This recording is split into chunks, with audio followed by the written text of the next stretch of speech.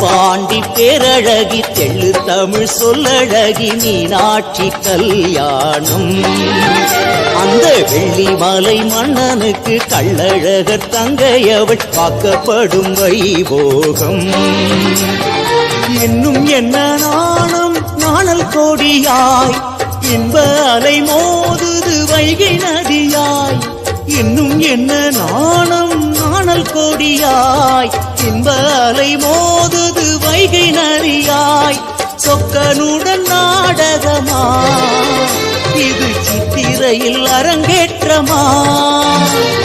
சொக்கனுடன் நாடகமா இது சித்திரையில் அரங்கேற்றமா.